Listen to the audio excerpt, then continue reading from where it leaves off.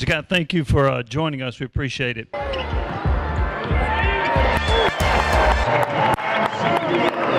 Is he tougher during the film session after a loss, or is he tougher maybe after a win so you don't get complacent? There's no telling. There's no telling.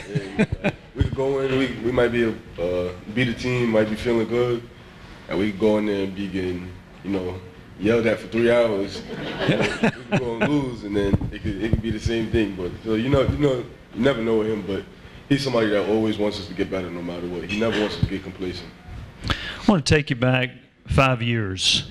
5 years ago, did you know where Knoxville was? Nah, Tennessee was like a place that we used to make jokes from. Well, give me one of the jokes.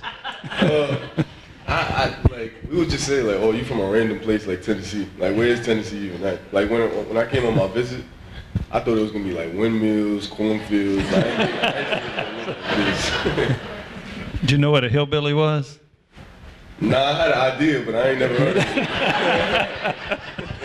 it. So what was it like when you got to Knoxville? Oh, it was amazing, really. When I first got here and I got off the airplane, me, my mom, my brother, my family, we was driving down, and I was like, oh, it looked like it's a nice place. It's more like spaced out than New York, obviously. Mm-hmm. And then when I got on campus and we pulled into the arena, the whole team was there, and it was like, I was like, oh man, this is a place that I like to be. Like, this is like a real brotherhood. And then they started showing me around campus and everything, and I was just like, I just fell in love with it instantly. You were not highly recruited. What was it like to get an offer from an SEC school like Tennessee? Oh, I thought it was fake at first. 24 Ford Edge all-wheel drive, $34,575. 24 F-150 4x4 Super Crew, $47,796. 24 Ford Bronco Sport Big Bend, $37,750. Local you trust, a dealership you can count on. We have an exceptional group of attorneys that work here. We're all trying to be better attorneys, be better advocates for our clients, be better people. It makes me proud to be part of the team when I see how much the attorneys care about their clients. It's truly one vision. I feel like every single person who works here has that same vision, and that's to treat all of our clients like family. We've developed such a tight-knit team. Everyone is unified in being selfless in their representation. The Garza Law Firm. Let us help. I remember the day I was at with my AAU team. We had a basketball camp, like a little young kids camp, and I remember Coach Schwartz, he had called me, and Coach Barnes was on the phone. I really didn't even understand what Coach Barnes was saying. I couldn't understand his accent. And I remember I hung the phone up and I was just looking at it, and I went up to my AAU coaches and I was like, yo, I think Tennessee just offered me. It was like, the SEC school? I was like, I think so. I don't know. I didn't know what he was really saying. And the more we started looking into it and I realized what conference they was in and how big a deal it really was, like, I just started getting chills, and I was like, oh yeah, I need to go on a visit ASAP. Coach Barnes told me he only saw you play once in high school, but once you got to Tennessee, it was thought that you were going to redshirt. Tennessee had a 5-star point guard by the name of Kennedy Chandler. And yet you were so impressive in practice and you pushed him so much, Tennessee decided, we can't redshirt this guy. What did that mean to you? See, they didn't tell me they was going to redshirt me. I never knew that. And my teammates knew that, everybody else knew that, but me. So coming into practice, I was like, man, I don't know anybody I didn't know Kennedy really. I didn't really check rankings or anything like that. And in my eyes, I was just like, I'm gonna just do whatever I can to get out there on the court. I'm gonna play as hard as I can. I'm gonna just go out there. I'm gonna just play free. Like I'm playing with house money right now. Nobody knows who I am anyway. So when I went out there, I guess I did pretty good in practice, and then here I am now. Well, you did pretty good. In fact, most people will say that you made Kennedy Chandler a better player. I wonder also, did it make you a better player going against him? 100%. I never, from an everyday standpoint, I never had to guard somebody that fast. Like, he's probably the fastest person I've ever had to guard going straight downhill. He's made me better in so much ways, and still to this day, I don't think anybody in the SEC that I played against or any non-conference games that has compared to his speed. So I definitely feel like Kennedy made me a lot better. He's a conductor on a train, by the way. I don't know if you heard that out there. So you get to Tennessee, and you played as a freshman, and I remember this game, and I want to get your thoughts on it. So Rick Barnes is going back to Texas. It's the first time he's going back to Texas. And you played the last 6 minutes of a very close game. That showed a lot of trust in you at that time, didn't it? No, it definitely did. And, you know, from one of the first few times me and Coach Barnes talking, he always told me that he wasn't into politics or anything like that. He's going to play whoever's the best players, or whatever time of the game is, whoever is playing the best, they're going to be on the floor. And he always said, like, if I'm doing what I got to do, I'll be out there. And for a moment like that, especially going back to Texas, that was his first time being back. And a big game like that, that was one of my first big games that I've ever been in like that, especially those situations. Just for him to show that type of trust in me, it meant a lot. And I trust him now, and now I definitely know he trusts me.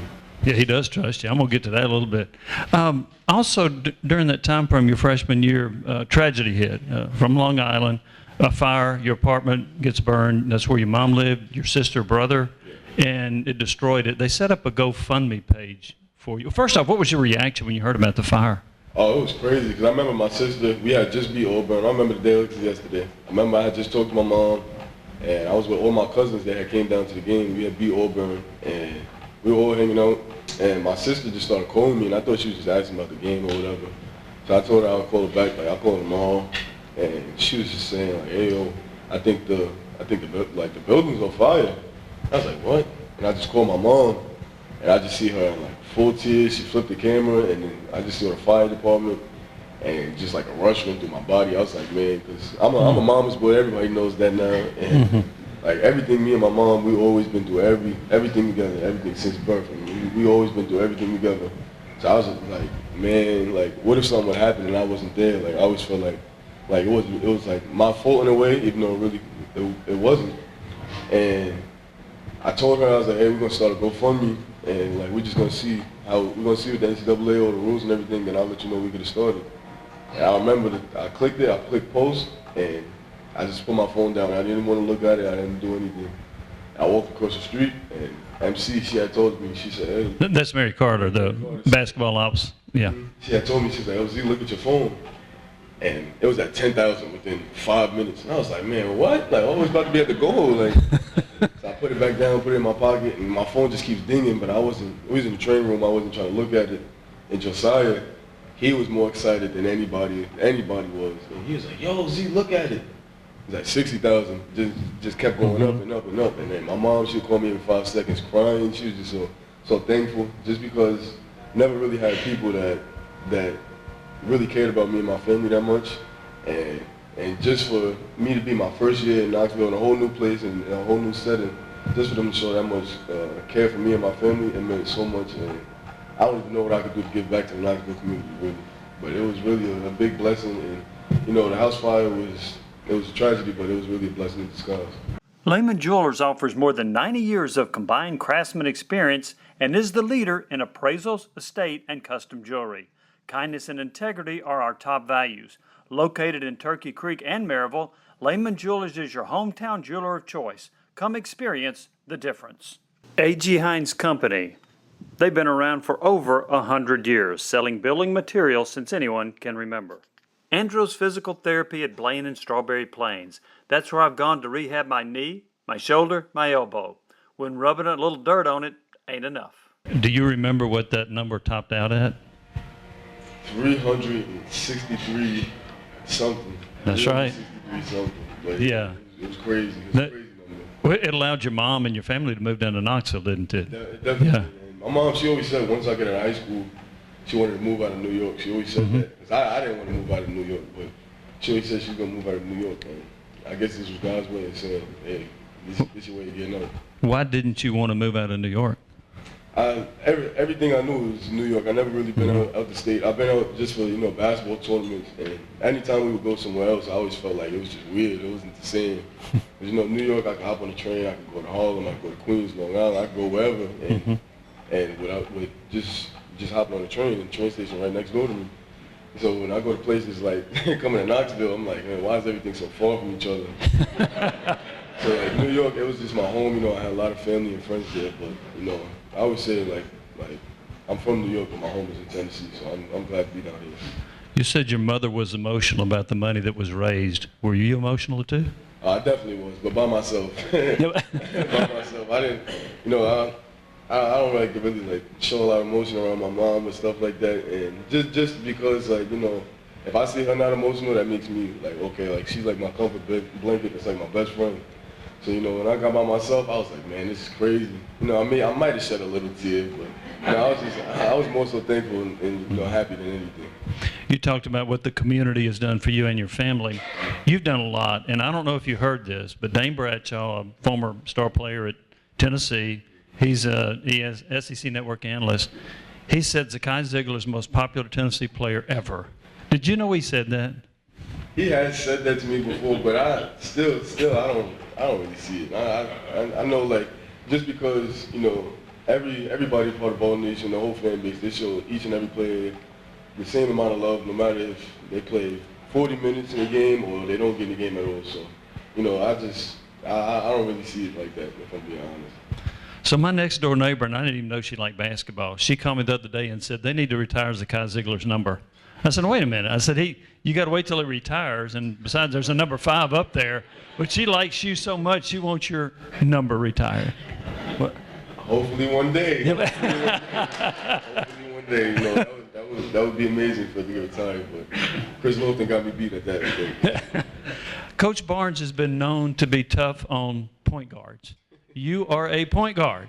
Has he been tough on you? Yeah, but I feel like I got him figured out just a little bit, because I know, you know, and he might get on me or he might yell at me, and it's not out of anything that's like, he's not just being mean to me or something like that, or that he doesn't care. If he's yelling at me, that's, in my eyes, that's a good thing, because that means that's showing that he cares about me, that he wants me to get better. If he's not saying a word to me, then I'll get a little bit worried. I'll be like, oh, why you not? I made a couple mistakes, you're not saying anything to me, like, you're just okay with this?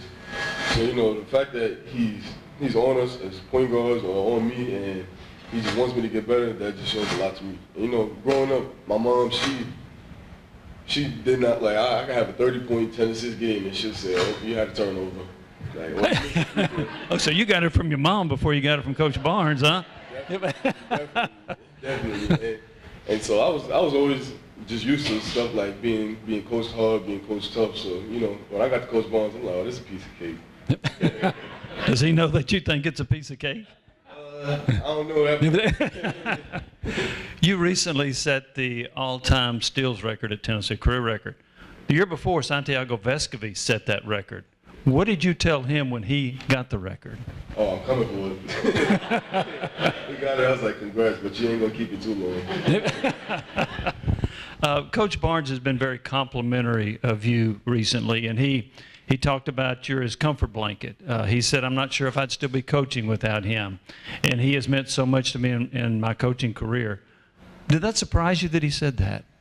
I wouldn't say that it so much surprised me, but, you know, just the fact that he has that much trust in me and that he believes in me that much, it means so much. Because, you know, like from the first day I met him, I asked him, like, hey, is it fair share? Like, I'm doing what I got to do when I be on the court. Will you trust me if I'm putting it in work and doing everything? And he told me, yeah. And everything Coach Barnes always told me has just been true. So, you know, the fact that a Hall of Fame coach like that believes in me that much, it just means a lot to me. It means so much. Do you have a closer relationship with Coach Barnes than any coach you've ever had? Yeah, I'll definitely say it's up there. You know, I have a few coaches in high school that I was pretty close to, but me and Coach Barnes, we were very close. You know, we might be in practice or we might even call a play during the game, and I'd be like, nah, let's run this, and he'll say okay, and he'll be the fact that he has like that much belief in me and trust in me that we can go out there, and if I see something that he doesn't, he'll say, all right, it's on you, like go do it. It's a lot, but it's definitely up there with my close relationship with the coach. There's a guy named Tom Satkowiak, used to be the basketball SID at Tennessee. I called him the other day, and he said, I think they need to make a movie out of Zakai Zeigler's life. Here's a guy that came up with a tough situation, got a scholarship at Tennessee. He had to go against Kennedy Chandler in practice. He suffered a torn ACL. He recovered from that. He said they should make a movie about his life. Would you like to see a movie made about your life? That would be crazy. That would be crazy. I would love to see something like that. I don't know who would be able to play me, though, because, you know, No. Kevin Hart. No. He not told me. He showed me that.